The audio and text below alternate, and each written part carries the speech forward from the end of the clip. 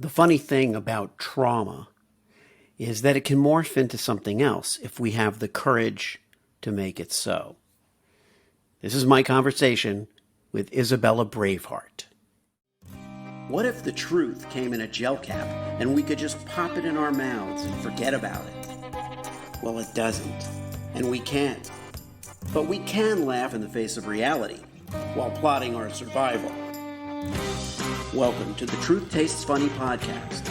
I am your host, Hersh and if my guests can handle the truth, so can you. Open wide, folks. Here it comes.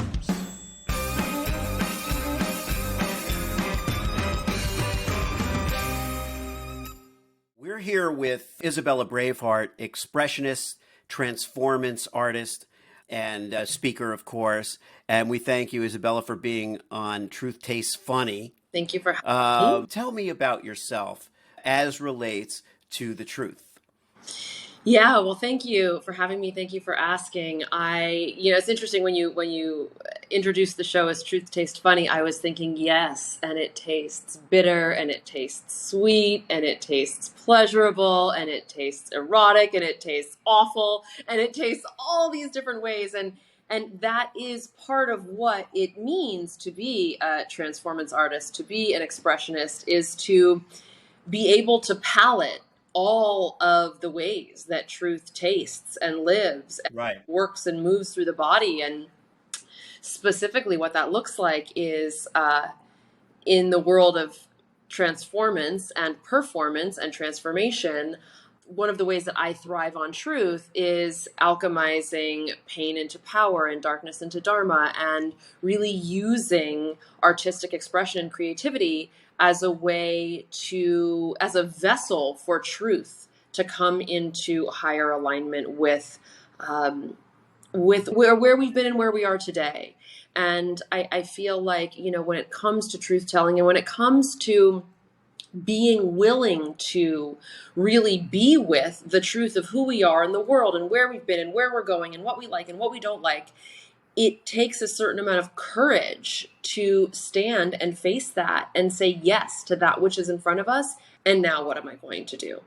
And that is the art of transformance, is transforming and really alchemizing, in my case, some of the deepest, darkest, most challenging times in my life into beauty and art, and that which can be expressed through myself and received through others. That, now, hearing that, and when I met you, it was the same. It feels beautiful and cleansing to listen to you speak about it and talk with you about it. What it makes me wonder is, why is that so unique and so hard, it seems? What is it about us that we don't just all move through life this way? Well, that's a great question. What holds us back? Yeah, I feel like it's really multidimensional and very complex, in that we both, particularly in Western culture, but I think it goes for globally, is we're conditioned to not feel pain. We don't want to feel pain. We want to avoid discomfort and lean towards comfort. And we're also culturally conditioned to appear and present as though everything is beautiful and tidy and okay and neat. Right. And so to dive into the messy parts both goes against what we're conditioned culturally and what actually feels good. We don't realize that it's in meeting the discomfort that we actually experience the most pleasure. It seems like, oh my gosh, that deep, dark, I don't want to touch it, I don't want to. If we knew what was on the other side of that, if we knew it was available in actually leaning into the discomfort, which truth often is accompanied by feelings of discomfort, we would be much more apt to want to walk in that direction. But we are our internal, the lizard brain is like, mayday, mayday, don't go there, don't go there. And then culturally we say, don't go there, don't go there, don't look bad, don't show people, don't, reveal. And so there really isn't a model to hold that torch for us. We really have to do it for ourselves and each other in a new way, in the way that we are we are at an extraordinary time in human history where we really do get to rewrite and redesign the paradigms that we're living inside of. And that takes some serious courage to be with the truth of my internal experience, external experience, and the global experience. I don't even And know if I are answered your we, question, but you, you did. I mean, the thing that resonated with me right away about that was that as a comedian, people's perception of comedians is that we're all fucked up and that we're that that's yeah. what it is. It comes from turmoil and angst, and people always marvel at Jerry Seinfeld as an example of some kind of anomaly in that he seems so unfazed and unaffected and unfucked up. But in fact, he seems to me very fucked up. And there's nothing against Jerry. Yeah. It's just that he's a little socially awkward. He has, he's kind of Asperger's. It's great, but it's not. This is a person without a care in the world. He's maybe been a little removed from intimacy in his performance style, whereas somebody like Lenny Bruce would be the exact opposite, or Robin Williams or Richard Pryor. I had what I considered to be a very normal, for lack of a better word, or healthy upbringing, and then felt that as a comedian, maybe I was either not in touch with the things that were screwed up about my upbringing, or I didn't have them at my disposal. And so as a comedian, I couldn't bring the edge, Like, I don't have or enough or material. I don't have enough material, Right.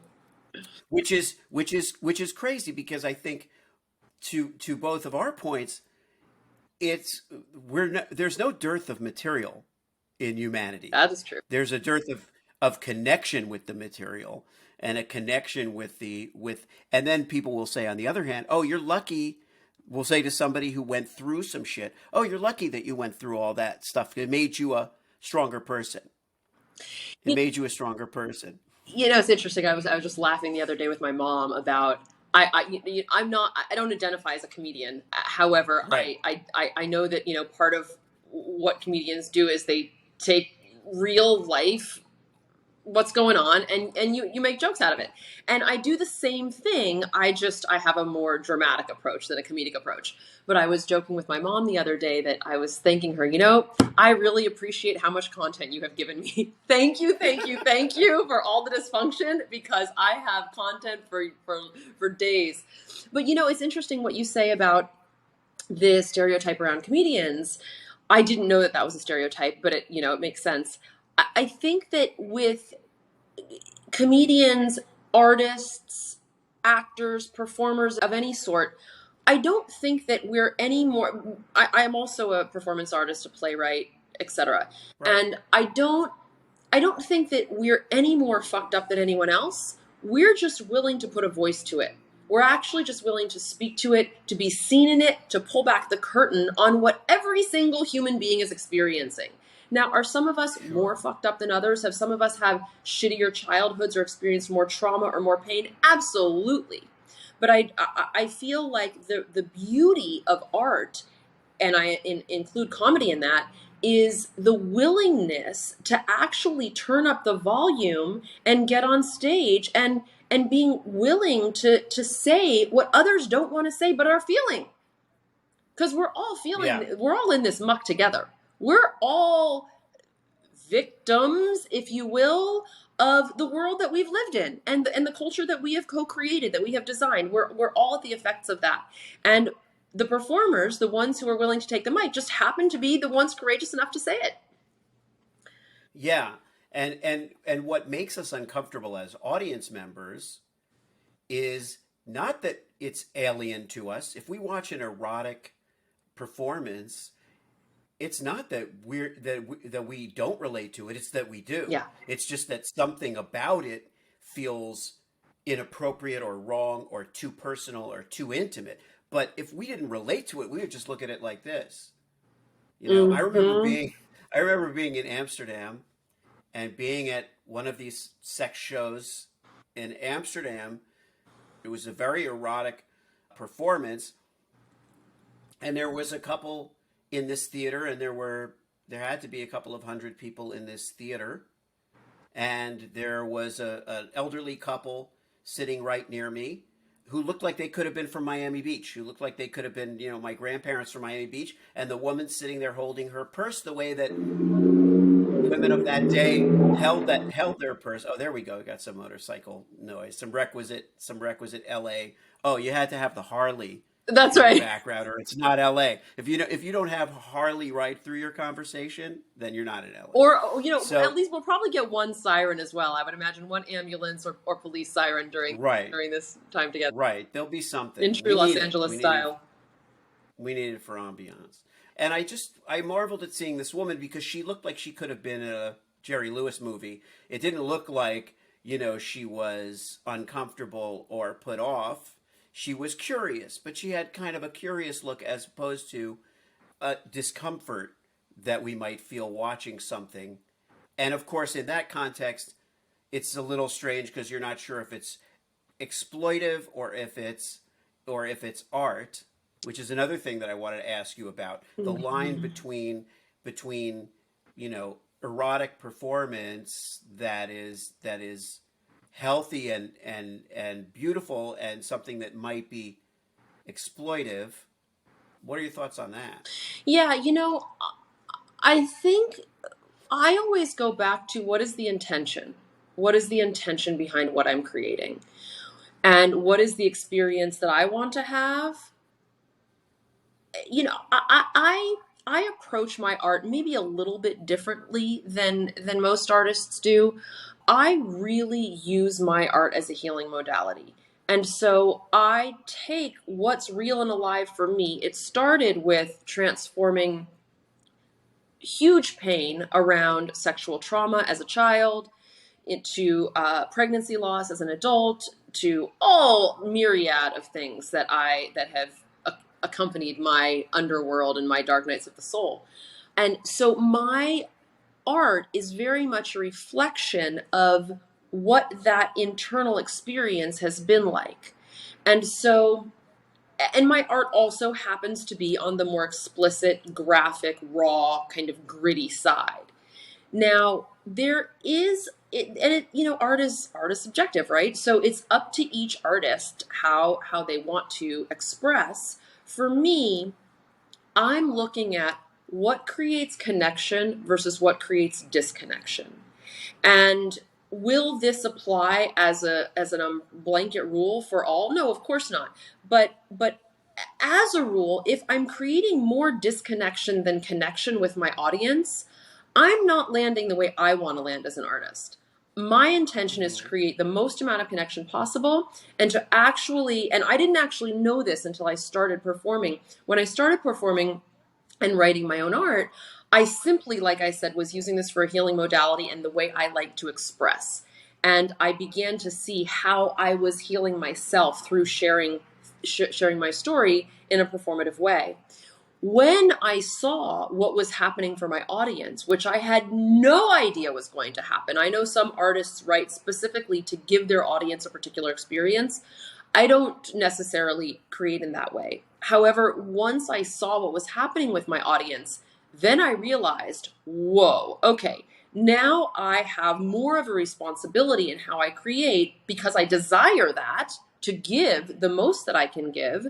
The way I create my art is I always have a discussion afterward with the audience, and that happens to be my absolutely favorite part of the evening, to see what comes through in that connection through others' stories, because we never know, right? Like what is the thing that's going to land and hit that we absolutely have zero relatedness in our background, and yet pain is pain is pain, fear is fear is fear, power is power is power. And so that through line transcends circumstances and experiences and the tangible part of it. But if I've taken something in what could be considered, and I think you said exploitive, but I would say too far, or what I call self-masturbatory, just out there, kind of like, I'm so Right. crazy and edgy and I'm doing my art.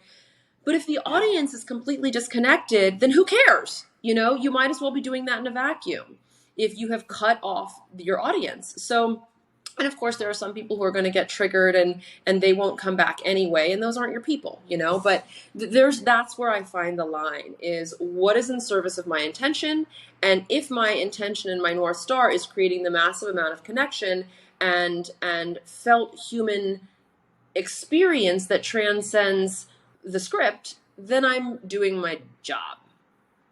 And if people Yeah. are walking out because they're like, I don't freaking relate to this and it's just weird, then I'm not. And there's art that doesn't seek to connect with the audience, and there's art that does. That's right. And so there's performance art that doesn't seek the validation or the engagement of the audience. It exists That's right. in a And that's vacuum, why there's no essentially. right answer. There's no right answer. Yeah. There's simply what gives you pleasure as an artist. And that's what gives me pleasure. My work is the intersection of art, transformational healing, and entrepreneurship. And I bring those three together because they really are all part of the same deal. I'm offering a service, I'm in my artistic expression, and I'm also in a healing vessel. And those are all happening at the same time for me. And that's just the way I like to do it. Some abstract audience can do whatever they want with this experience. That's equally valid. Yeah. Well, we'll talk about the entrepreneurship part in a moment, but I want to go back. You recently posted a beautiful telling of your story on Instagram. You had it had several slides on Instagram, and you were kind of describing your journey a little bit. Can you share that with the audience and kind of go back to your childhood and trace your steps a little bit? Oh, you mean the post about the craziness of where I've been and where I am now? Yeah. Uh-huh.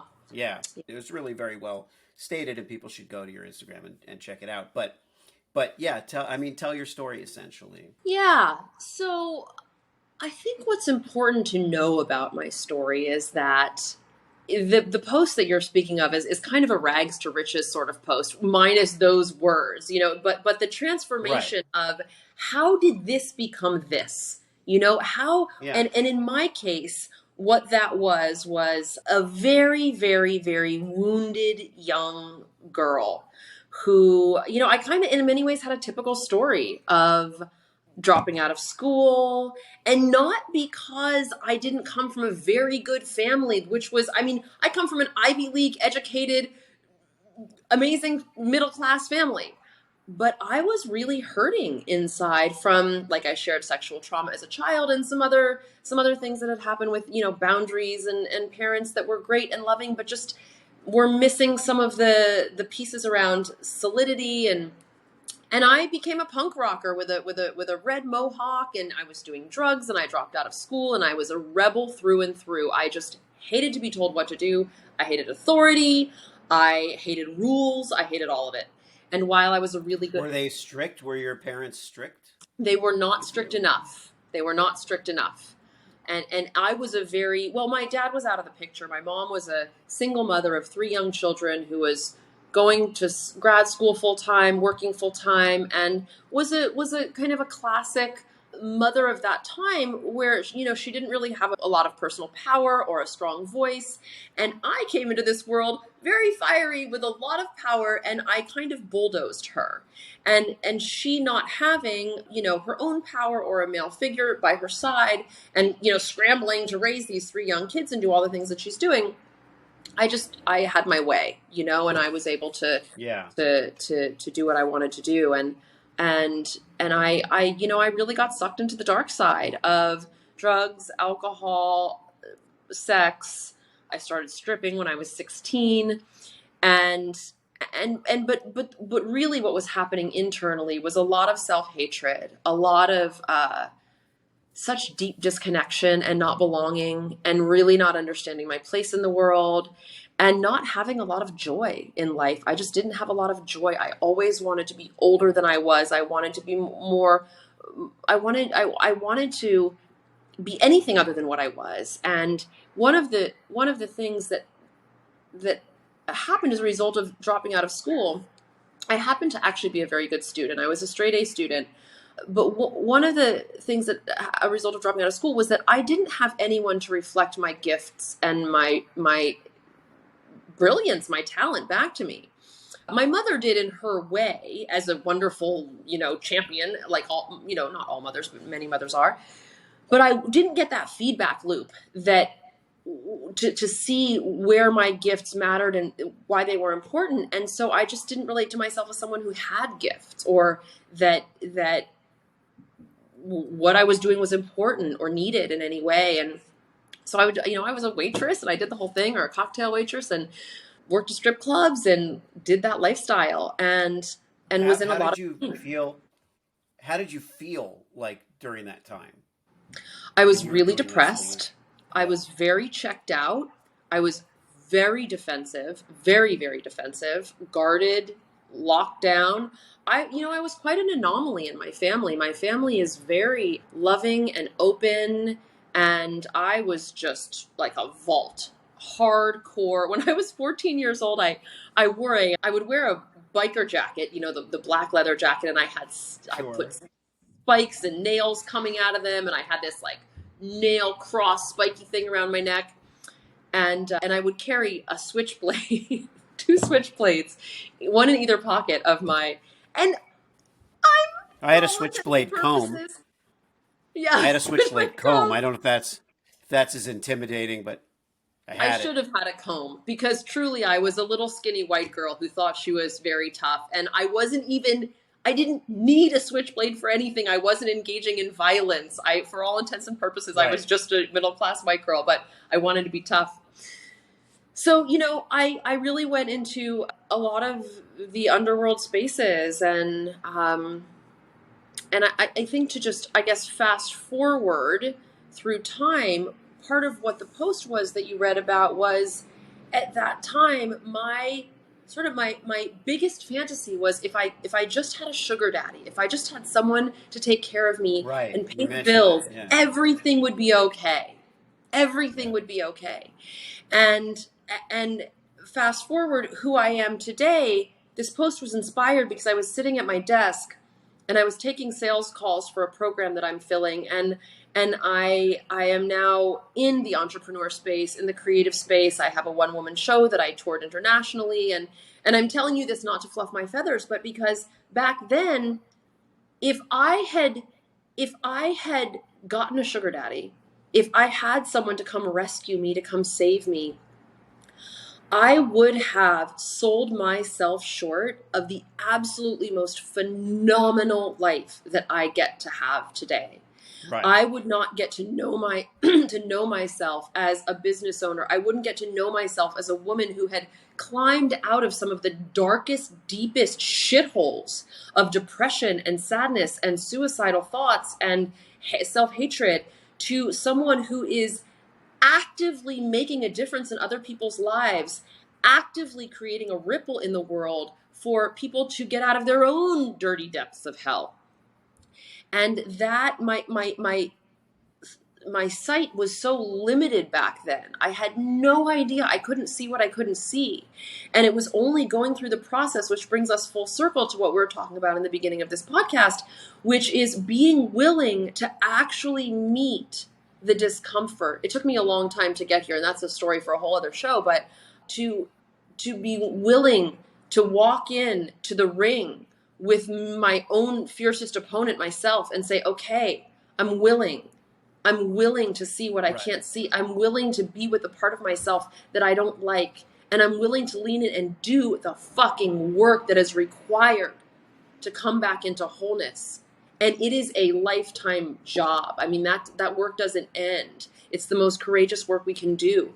And out of that birthed who I am today. I literally composted the shitstorm that I was in to be the fertilizer for the life that I have today. That's a great quote. Can you share that That with I me? composted. Can you Yeah, I share it with me will. so I can remember that one too? Yeah, that's fantastic. It segues nicely into the entrepreneurship element because performance, that's another thing that I think people struggle with when they're trying to express themselves is how do I express myself in a way that is conducive not only to doing good or being engaging artistically, but how do I turn that into a business?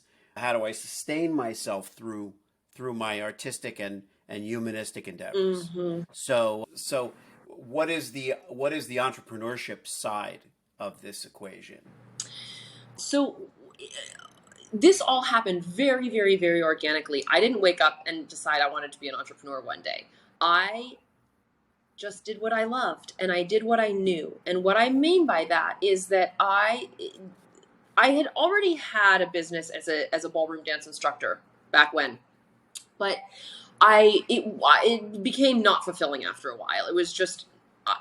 I didn't like what I was. It was a job, and when I wrote my first, I had started to write some monologues and pieces and one-offs, and I actually Eve Ensler is a huge mentor. Oh, she's not a mentor. Excuse me. She's a huge inspiration of mine, and a model for a lot of my work. She informs a lot of my work, and in her work.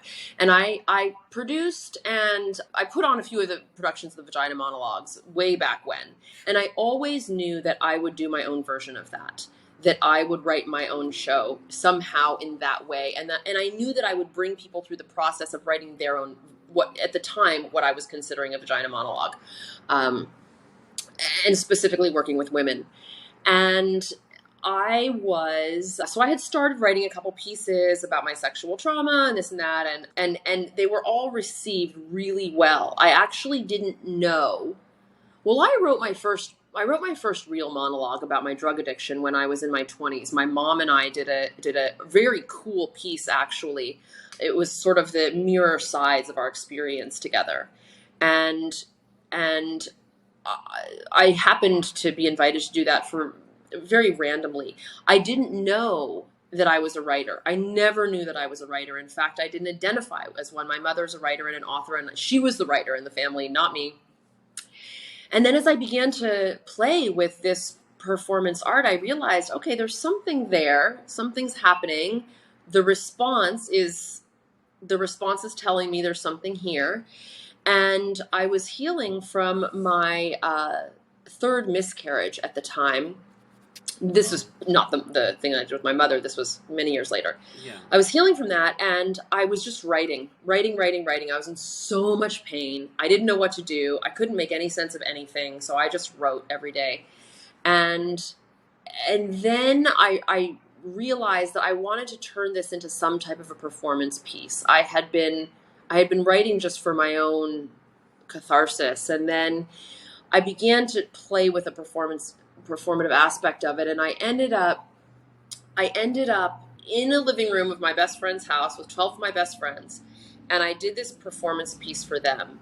And it was kind of a combination of the crazy years of my sex and drugs and rock and roll, and this healing of pregnancy loss.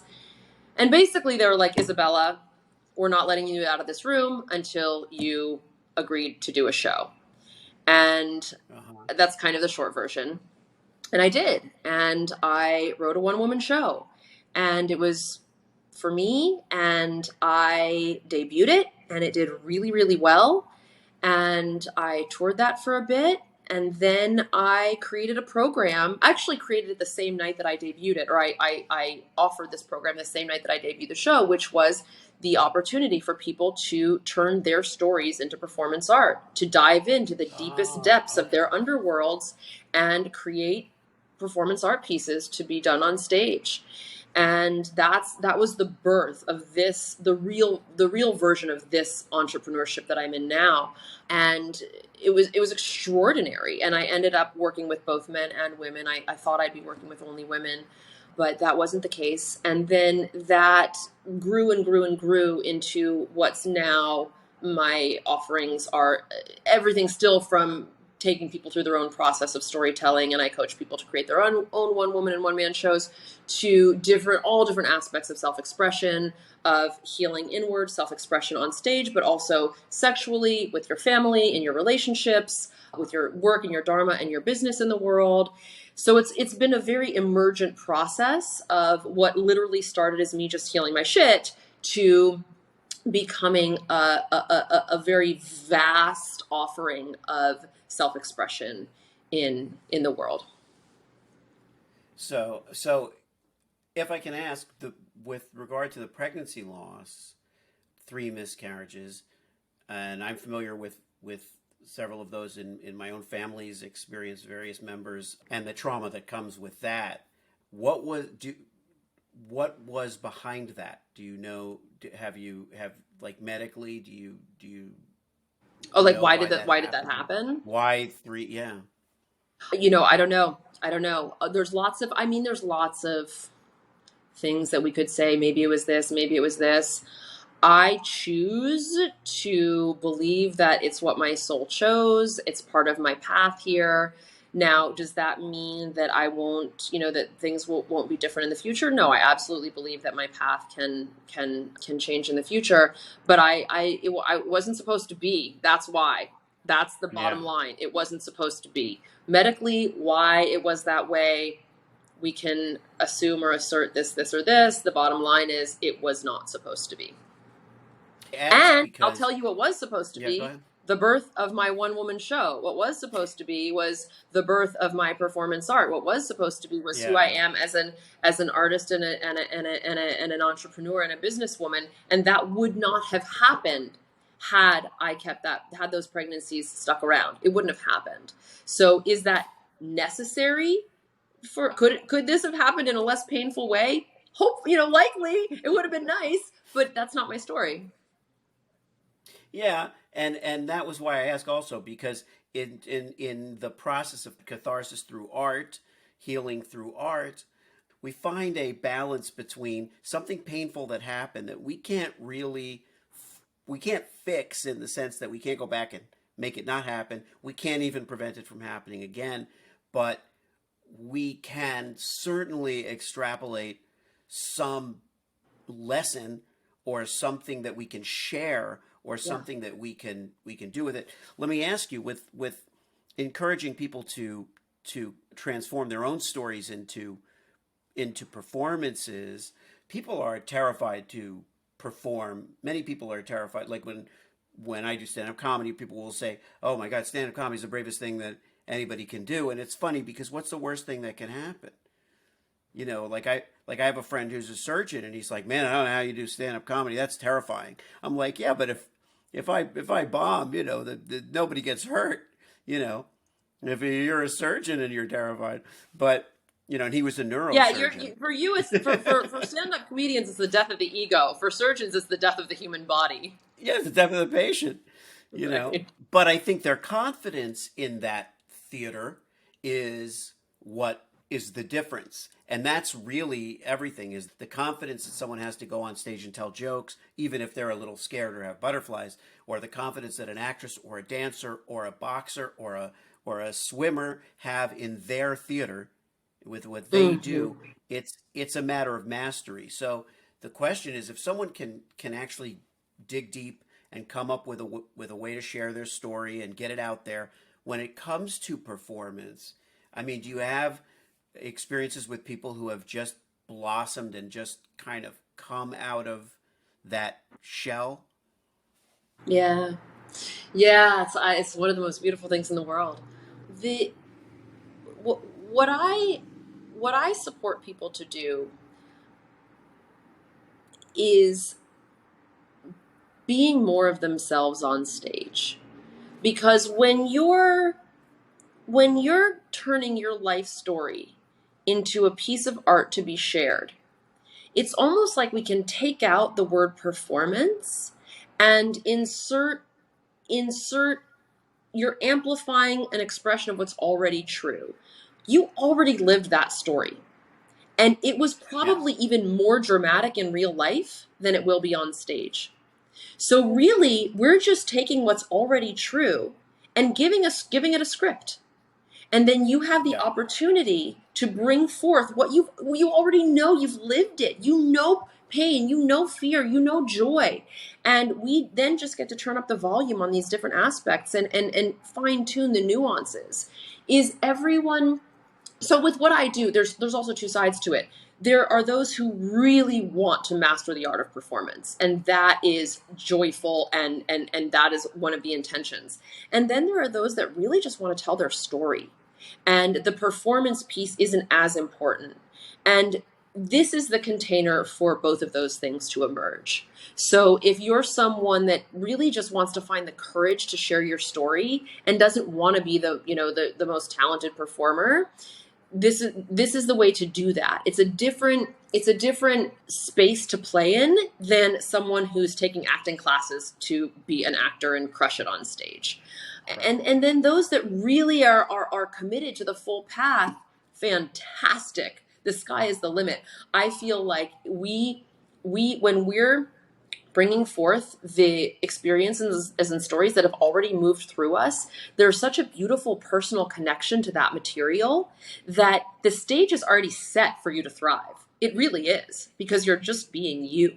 And then of course we get to, there's certain things that you can do to have that really translate and transmit. And it's a bit different than comedy, because with comedy, and I kind of agree. I think the comedians are one of the, some of the more courageous ones. I really do, and I can understand why it doesn't seem that way, but or why it's all relative. But with this kind of work, we're really just dropping into the compassion and empathy of the human condition. That's what it is. It's what it all boils down to is that we have all got shit.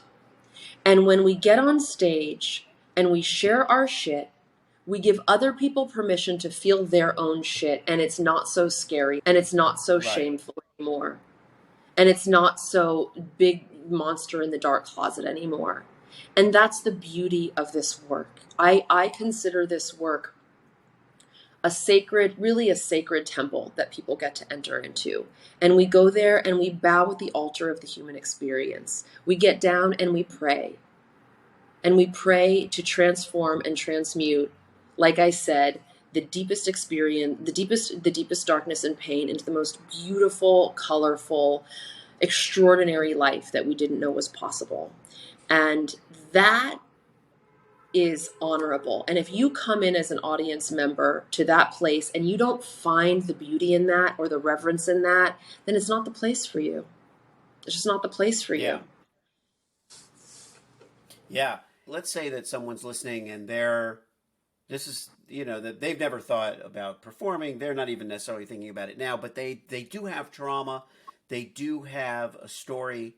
It's not anything, professional that they're seeking any kind of, they don't have the fame bug or anything like that. But they're just a person listening and feeling like, wow, I just really admire how in touch Isabella is with herself and with her truth and her life and her potential. Is there like a first step, like a baby step that someone can take on the road to self-actualization? Well, the first thing I would say is reach out to me. But did you mean, do I have a tip? Is that what Yeah, you're asking? kind of that, like a tip. Like you imagine somebody just being like, okay, they're wrapped up in life. They're pushing all of the personal stuff, kind of down. But the world that we're in today has caused everything to bubble up. I mean, I notice how on edge people are. People are so on edge, and not even, the violence and all the other things that were problems before, but just interpersonally, I just see people on edge, which I totally get. Everybody's traumatized now, Yeah. regardless of how. So when I say, yeah, it is kind of like just a tip, and it could be anything. It's not, Mm-hmm. I just felt compelled to ask because you're Yeah. in a place where I think you have some good perspective. Yeah. It's a great question. And it's such a complex and multi-dimensional answer where I'll preface this by saying that it really is a journey. And I think that's one thing to remember is that particularly where I am now from where I came, it has been a journey. And I have Yeah. climbed mountains, I have rolled down hills, I've rolled around in the mud, I've brushed myself off, got myself up again. I mean, it takes time to undo the life that we've led.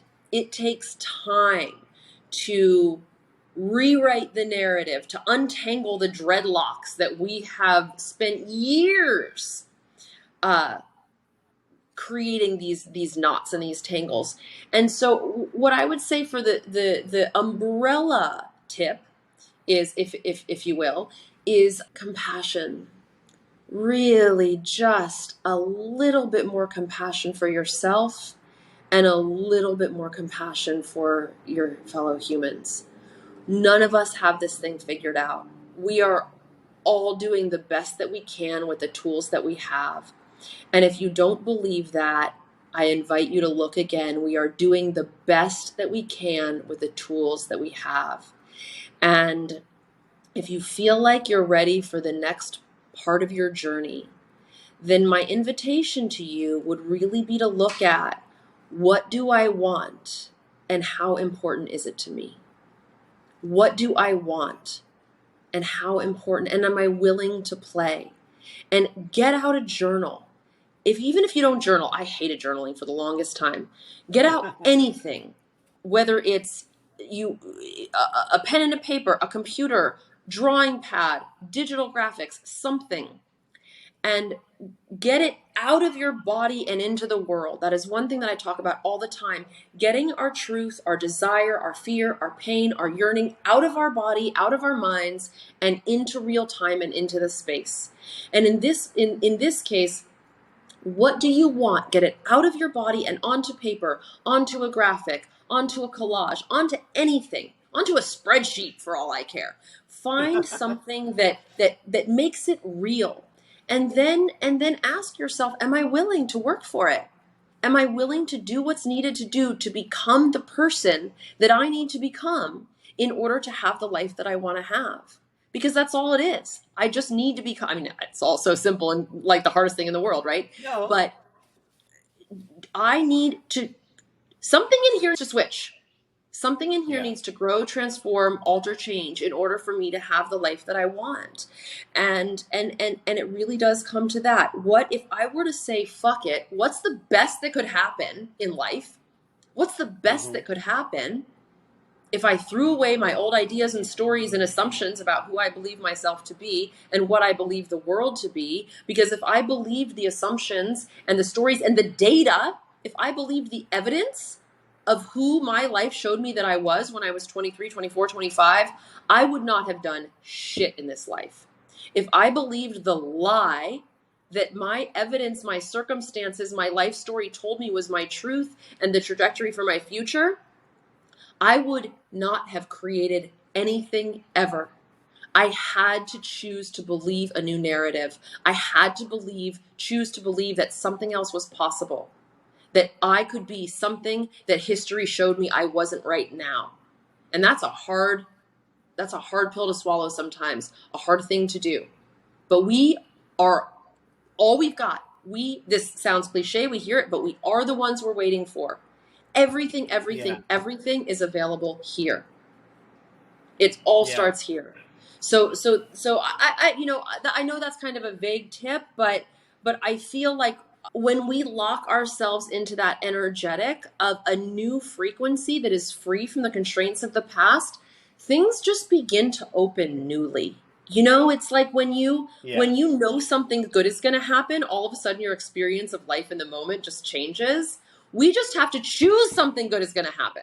Or when you don't know what's going to happen, like vomiting out all this, whatever we're holding in, whatever we think nobody cares about, or whatever we aren't sure is ready for anybody to care, or whatever it is. Once we throw it out there, we have something to look at, and we can't not look at it. And so I love what you said.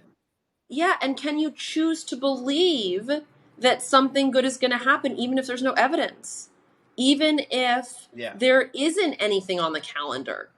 Can we choose to believe that that's available, it's possible, and it's out there? And and what's in the way is me. I mean, we all know that, right? Yeah. It's what we all know. It's us. We know it. What were you gonna say? So, what was the thing that you were like? Should I say it? Once you say, "Should I say it?" Then I know. The interest is it peaked. it's not even exciting. It's not even exciting. That's why I pulled it back. That's why I was questioning whether I should share it. No, I have to go. I'm going to the dentist this afternoon, and Oh, I hate the experience. I hate it so much. And I didn't always, but I do now, and I get stressed and I get tense, and it's, yeah, I don't want to go, and I put it off for years, and it's the whole thing. And today, and also, it just, I sound so hippie when I talk about stuff like this, but it's what I do. I really saw that I can choose to enter this thing with fear and resistance and pursed tight, clenched, all that, or I can actually choose to see how there is a liberation available for my entire life through surrendering to this experience this afternoon, that I actually can choose to have a spiritually evolutionary transformative experience when I can match up the resistance that I'm having in this particular situation with other resistance or fear that I have in my life. And so this was more relevant to something you asked at the time, but and coming back to even a tip is looking at what's real, what's in front of us, and choosing to enter that with a new lens, new optics, new perspective, that there might actually be extraordinary freedom available for me on the other side of this experience that way transcends a stupid dentist appointment. That would be the booby prize, like having a not so bad dentist afternoon would be the right. like the booby prize, where what's Right. really available, if I choose to lean in to this experience as something that can evolve my soul, is who knows what. So this morning I came to that, and now I am kind of excited to go have this experience. I'm like, all right, soul, how you going to evolve this afternoon, soul? What you got on your plate? now you now you're looking forward to the dental experience for the higher fulfillment that will come either afterwards as a result, or as a result of overcoming your fears of what you think it might be. But that's all also mindfulness, and just stepping outside of a certain tiny little experience to open our minds. The other thing you can do is watch the dentist number from Little Shop of Horrors, from the movie Little Shop of the movie version with Steve Martin and Bill Murray, I and don't then you remember just that. watch that. You have to watch it now before your dental appointment, where Bill Murray's a masochist, and he goes into Steve Martin, who's a sadist. You know, my dentist when I was a kid, my dentist was, I loved him very much, but he happened to abuse his own medications, and so he sometimes would pull teeth that didn't need to get pulled, but he was always very happy and very animated and Right. very excited. And he made the experience of being a dental patient feel like the experience of being a speed freak, which now all these years later has made me less fearful of going to the dentist, because And number you one, didn't they're need not that a extra speed tooth freak. anyway. You have I didn't plenty of need it teeth in your anyway. mouth. You're fine. It was That's two right. teeth, but who cares? The Who orthodontist knows? was not over medicated, and he knew what That's he was right. doing, so the orthodontist was able to fix it. Checks and I'm not an balances. addict. Checks and Can I have balances. an yeah? Can I have an orthodontist who's not an addict, because I would like to just have it Right. have it work. I'll be sure to ask that Before question on my way in. Please do, and ask them on the way in. By the way, you don't abuse your own. You don't get high on your own Right. supply, do you? It's like, no. But okay, so Isabella Braveheart, the name Isabella Braveheart, if people are familiar with the historical figure known as Isabella Braveheart, the French princess who became the Queen of England, who deposed her husband Edward, is there a connection there somehow with your name? What is There's not a connection there. I actually learned of her. So I took this name. I'm revealing what a hippy dippy I am on the inside. Uh, but I this name came to me in a meditation one several years ago when I was at a retreat, and When I heard it, I was like, oh no, we're not going to do that. That's not going to happen. That's too big. It's too, very pretentious. I'm not going to do that. And I didn't tell anyone about it, and I just sat with it, and I sat with it, and I sat with it for many months. And then on my birthday of that year, which was, I don't know, maybe 8 or 9 months later, I realized that this name was mine to take. And I had a whole ritual around it, and I realized that, whoa, this is even more my name than I realized it was. I had no idea. This is who I have been. This is who I am. This is who I'm becoming.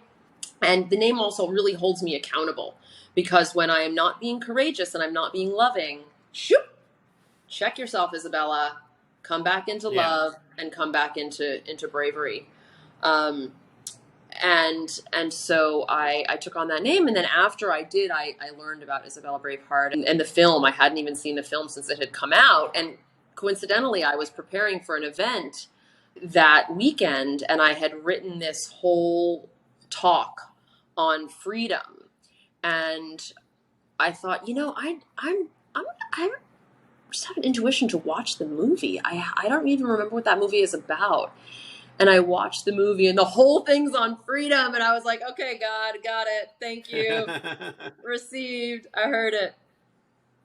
Yeah. But I don't know. I don't have a connection to her other than that. Is Isabella your given name? It is, yeah.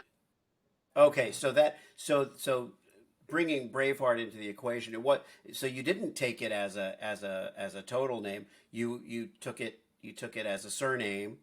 That's right. But I'm glad you did that. I'm glad you went with that feeling, because we do have those feelings sometimes, like it's too big. Yeah. I'm changing my last name. My name's going to be Hersh Doesn't Give a Shit. That's going to be my last name. And then whenever I start to get fearful and timid, I'm going to have to remind myself, you know what? Are you Hersh Doesn't Give a Shit, or are you not? That's right. And the question is it going to be hyphenated or not? It's going to be, it could be. This is all just happening so fast. In real time. In real time. I haven't made any decisions yet. I have to call my lawyer. I have to, all kinds of, buy the URL. There's stuff to do. Yeah, I got stuff to do. Well, we both have stuff to do, so we better end here while we still have the excitement of name changes and dental appointments ahead of us. That's right. But I do want to, I will stay in touch with you, and we will get to find out how the dental appointment went and what transformative, expressive experience you actually found it to be. Because it won't be your average I can experience. think of many other things I'd rather talk about than how my dental appointment went, but I'll check in with you. Well, we'll talk about it offline. We'll talk about great. the dental appointment offline. Perfect. We don't need to do it on a show. But thank you for coming on. Thank you for having me. It was a pleasure. Appreciate it. And I love what you're doing here. Thanks so much for tuning into Truth Tastes Funny. If you enjoyed the experience, please leave a 5-star review and share this podcast with your friends.